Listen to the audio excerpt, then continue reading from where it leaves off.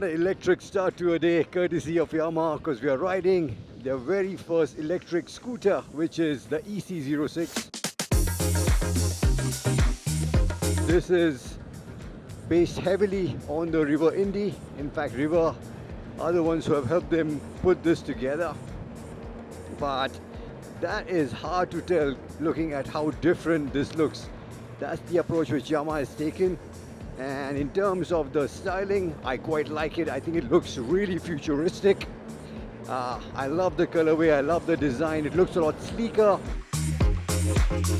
So a lot of it is borrowed straight from the River Indy platform. You have the same 14-inch wheels, you have the same wider tires, you have a 200mm disc at the front and the back, you have combined braking, you have the same LCD screen, the same separate parking button, which I really like. But in their aspiration to look distinctive and different from the River Indy, Yamaha, I feel, have compromised quite a bit to give the EC-06 this look, and that price comes down in the form of space. This one, in terms of weight, is only about 3 kgs lighter than the River Indy, but it gets almost half the amount of luggage space, because the boot is only 24.5 liters. Even the ground clearance on this is almost 30 mm lower than on the River Indy. But in terms of the battery, in terms of the motor, it's exactly the same. This one has the same 4 kWh battery, pumps out the same power, the same instant 26 Newton meters of torque. You still get 3 riding modes on this. They are called Eco, Standard and Power. Power is the most responsive.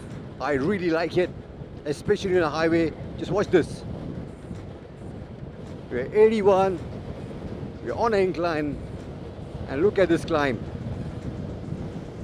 So it's interesting because the top speed that Yamaha claims is actually a little bit lower compared to a River Indy, but at least on the indicated speed, it matches the River Indy.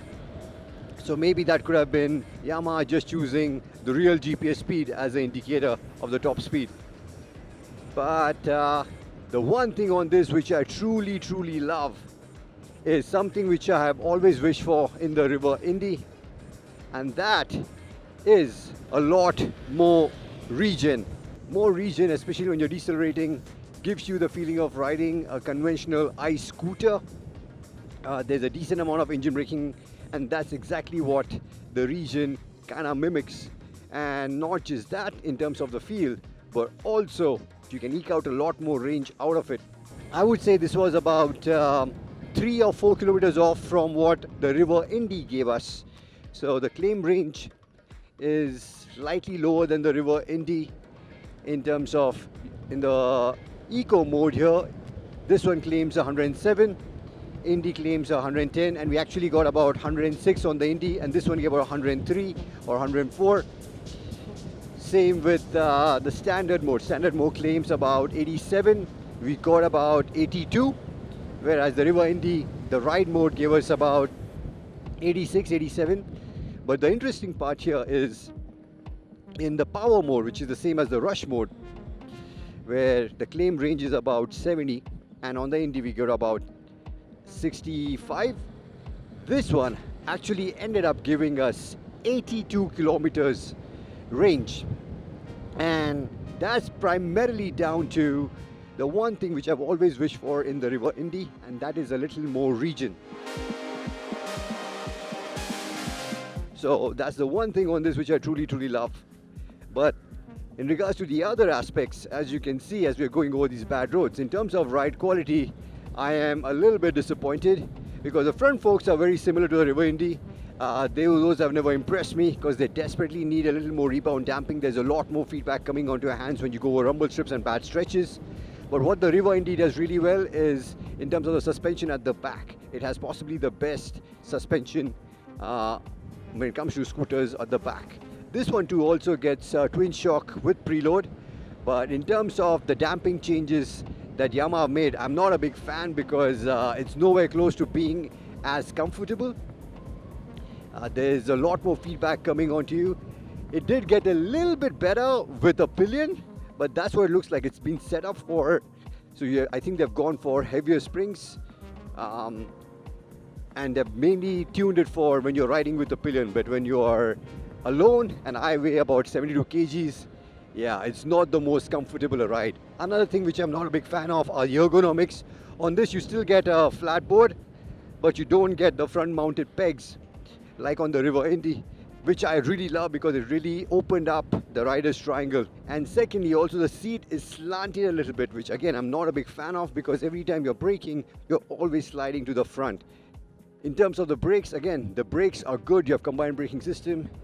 You have a 200 mm disc at the front and the back, and it works really well. But again, I just feel like if the folks had a little more rebound damping, the braking can be even better. Just like on the River Indy, you don't get navigation here. You do get Bluetooth connectivity when you connect to the Yamaha app, and you also get hill hold control. But just like on the River Indy, sometimes it works, sometimes it doesn't. It works on really good inclines, but on declines you cannot activate it. Even on flat grounds, it's much difficult to initiate and activate it. The kind of settings that they have used to get the hill hold control to work is a lot more complicated than it ought to be, and as a result of that, it doesn't work as well as it should. So yes, it might come across that I'm being a little too harsh on Yamaha's very first electric scooter, the EC-06, and that's possibly down to the fact that this is heavily based on the River Indy, which is a scooter which I personally really adore and really love because of its utilitarian approach. I understand that Yamaha wanted to make sure it looks different from the River Indy, and it does. I'll go as far as saying that this looks a lot more premium because of the colorways that they've chosen, because of the shape they've chosen, the futuristic headlight and tail light makes it look proper futuristic and really premium, befitting of the Yamaha badge. But that has come at a heavy cost in terms of you have less ground clearance, and more importantly, you have a lot less space, like half the amount of space that the Indy offers, which also offers you stuff like panniers and top box, which you can buy as accessories. So that's a big hit. Also in terms of the ride quality or the teething issues which I had on the Indy, this one continues to have with the hill hold control, suspension not being there yet. But my biggest beef with this scooter is twofold. First and foremost, it is 20,000 rupees more expensive than the River Indy. Now that's a huge amount of money just for the Yamaha badge, because you can argue that of course Yamaha is a more established brand, you get the same kind of warranty, reliability, but we have not really faced those issues with the River Indy. They have proven to be quite robust, which is exactly why Yamaha went ahead with them. And secondly, even if you look at the network, right now this is being rolled out in a select few cities in the Blue Square premium stores, and slowly then it will be going to other parts of India. So even that's not really a big advantage as of now. And secondly, and the bigger problem is the fact that this one, even at such a high price tag, comes with the smaller 450 watt charger, which means 0 to 80 takes 8 hours and 0 to 100% charge takes about 10 hours, which are numbers which are almost impossible to digest in this day and age.